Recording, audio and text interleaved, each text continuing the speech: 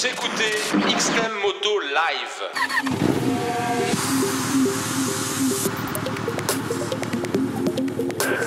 Je m'appelle Richard Villermet, j'ai 47 ans. Spécialité en moto depuis quelques années maintenant, on va dire les road race. Donc road race, principe de la course de vitesse, mais sur route. Tout ça après avoir roulé quelques temps en championnat de France de la montagne en catégorie classique. Voilà. D'accord. Et alors, comment tu es arrivé en particulier dans cette discipline? Qu'est-ce qui t'a orienté vers ces road races? Parce que j'ai toujours été passionné par les courses routières. Parce qu'à la base, moi, je venais de la voiture. J'aimais déjà le rallye. J'ai découvert les road races il y a, je dirais, 30 ans maintenant. Et puis j'ai été piqué, quoi. Quand j'ai vu ça, j'ai dit un jour, il faudra que j'aille au moins voir, mais si je pouvais participer, ce serait mieux. Voilà. Alors, toi et la moto, ça remonte à quand exactement? Parce que tu nous dis que tu viens de la voiture. La moto, je sais plus, c'est en dizaines d'années, parce que moi je roule qu'en moto tous les jours. Même l'hiver. D'ailleurs, avec mon vieux Stinger, je dois avoir 400 000 km de fait avec. Le plus froid, je suis parti de la maison par -22, je ne roule que comme ça. Voilà, donc la moto, ça allait de soi. D'accord. Et quelle bécane tu utilises en compétition? Alors, plein. Lorsque je faisais le championnat de France moto ancienne, je roulais avec un 750. Donc, mon ancien 750 Stinger de route, je l'ai mis en course et j'ai fait le championnat de France, j'ai été titré avec. Cette année, je vais rouler sur 5 motos différentes. En l'occurrence, donc un ZX6R pour les courses sur route, un 750 ZX7R avec lequel je vais faire un rallye. Et je vais faire une manche VMA avec un 400 ZXR qui est celui de ma fille. Je vais rouler avec le Stinger en fin de saison normalement. Et entre-temps, j'ai un ami anglais qui met à disposition un 500 CV réplique de Honda Drixton pour les courses sur route. Et en l'occurrence, le plus gros objectif, le classique TT. C'est fantastique tout ça. Alors ça veut dire que ta maison, c'est un garage en fait. Accessoirement, c'est ça. C'est ça, parce qu'en plus, oui, là, j'ai pas tout, mais il y en a encore d'autres dans la maison. Ouais, bien sûr. Et tu sais parfaitement bosser sur une machine au niveau mécanique, d'après ce que je comprends. Oui, je fais toute ma mécanique moi-même lorsque j'ai le temps. Accessoirement, actuellement, vu que je suis un peu coincé, j'ai un ami qui va me faire la mécanique sur le Stinger. Je ne fais pas l'électricité, mais à côté de ça, je fais toutes mes peintures, mes polissages, les réparations de carénage si besoin, les modifications de châssis, puisque c'était mon métier de base. Voilà, j'étais préparateur en voiture à la base. Voilà. Ok. Alors, qu'est-ce que tu nous prépares pour 2018? Qu'est-ce qu'il y a au programme?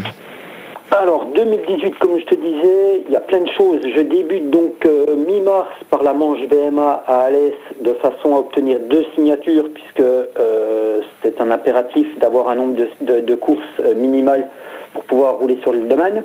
Donc, la manche VMA à Alès mi-mars. J'enchaîne au mois d'avril avec la Spring Cup à Scarborough dans le nord-est de l'Angleterre, où je vais rouler avec le ZX6R et peut-être la Honda Drixton si elle est prête. Donc je devrais faire 3 courses différentes parce que j'ai inscrit le 600 dans 2 courses pour me le mettre en main puisque c'est une nouvelle machine. La Drixton sur une parce que je pense que ce sera suffisant.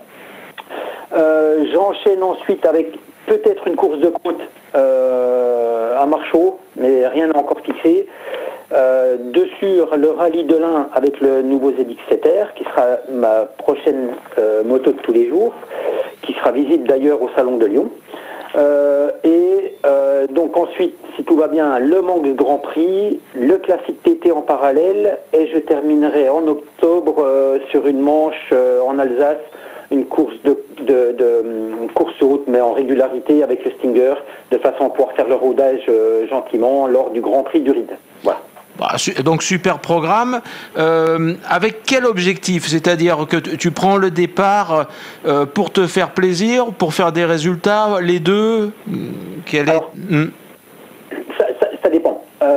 Comme là, la manche VMA, j'y vais pour rouler de façon à obtenir mes 2 signatures. Scarborough, je vais essayer de faire le mieux possible parce que j'ai eu la chance, c'est vrai que ça donne envie depuis le temps que je roule là-bas. J'ai fait une fois 4e sur le mouillé, donc c'est une piste que j'aime bien. À côté de ça, il faut que j'essaye de rester quand même un petit peu en retrait parce que j'ai besoin des 2 signatures encore de Scarborough de façon à valider l'inscription au Manx. Voilà. Donc là, c'est un mix entre les deux. Il faudra être rapide, mais pas trop parce qu'il ne faut pas aller trop loin non plus. Le Manx, c'est le classique, c'est juste pour le plaisir, c'est améliorer, on va dire, mes chronos de l'année dernière et de la première année, sachant que cette année avait été très difficile. Je revenais de chute, donc ça a été compliqué. Et puis j'avais une moto qui n'était pas compétitive, mais je tenais à y être quand même. Voilà.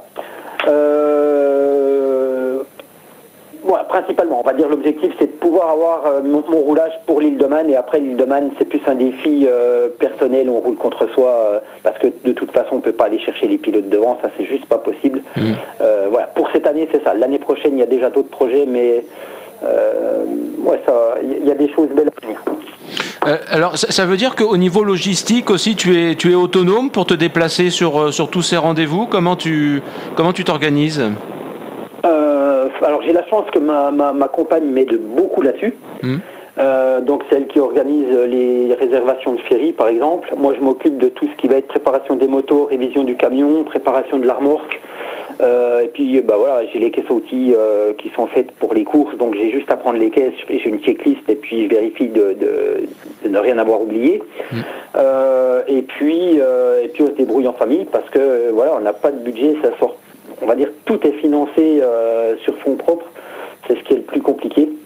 Mais voilà, après on arrive à avoir de l'aide technique, ce qui nous enlève déjà des budgets qui finissent par être conséquents malgré tout, quoi. Voilà. Ok. Alors tu as beaucoup d'expérience dans ces courses. Je voulais te demander quelle est la chose la plus importante que tu as apprise sur ces road races. Est-ce que la course se gagne avant, dans le moment où on se concentre? Est-ce qu'elle se gagne pendant? Enfin, c'est quand même très compliqué ces courses.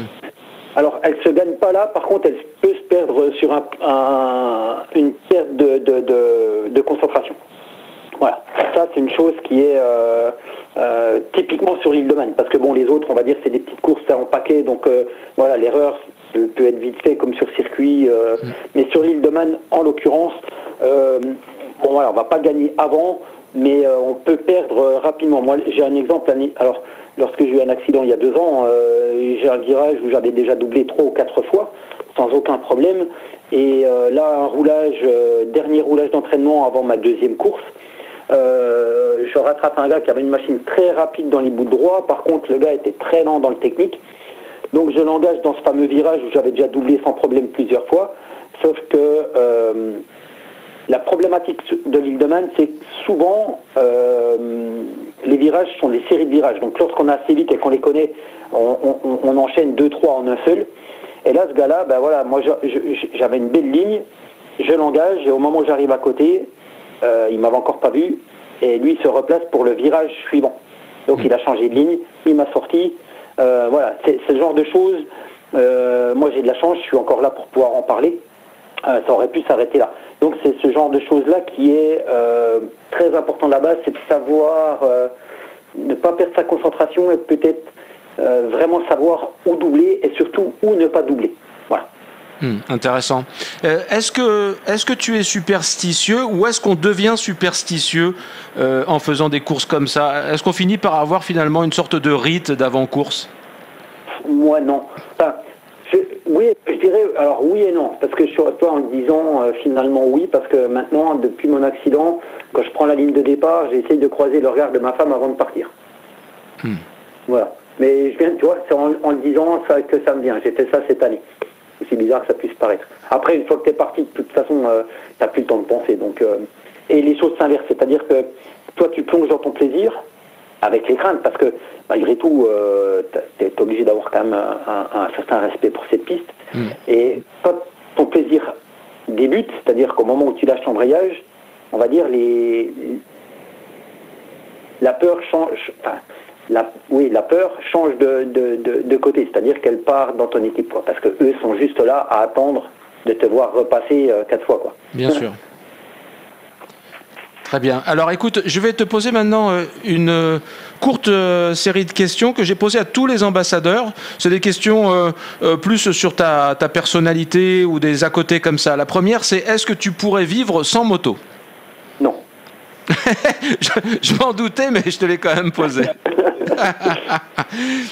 Quelle est ta principale qualité de caractère? Je suis très accrocheur. Combatif. Et ton principal défaut? Celui-là aussi. C'est-à-dire que quand je décide de faire quelque chose, je vais au bout. Parce que je pense qu'il y a un moment, quand tu prends une décision, quand tu l'as prise, tu as jugé que c'était la bonne. Donc il faut surtout pas la regretter derrière. D'accord. Le bonheur, c'est quoi pour toi? Dans quelle situation ou circonstances tu peux dire que tu es heureux? Il y en a plein. Moi, je suis heureux lorsque je suis en famille avec ma femme et ma fille, mais je suis heureux quand je suis sur l'île de Man avec les copains, comme tu as pu entendre tout à l'heure.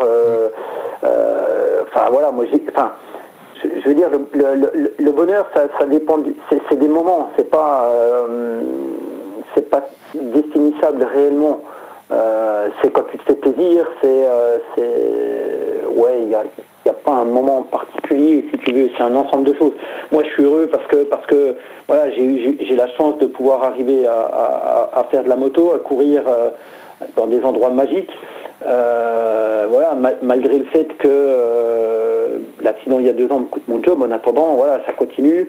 J'ai du bonheur à rencontrer des gens qui sont passionnés comme moi, et puis j'ai du bonheur, je vais dire, comme l'année dernière au salon où tu te mets à discuter avec des gens qui connaissent pas les courses sur route, qui au premier abord te traitent de fou, puis quand tu as fini de discuter, ils te disent finalement on voyait pas ça comme ça, effectivement, faut être tous au fou pour faire ça. Ça c'est du vrai plaisir, quoi. Voilà. Alors je sais pas si c'est du bonheur en soi, en tout cas c'est du plaisir, quoi.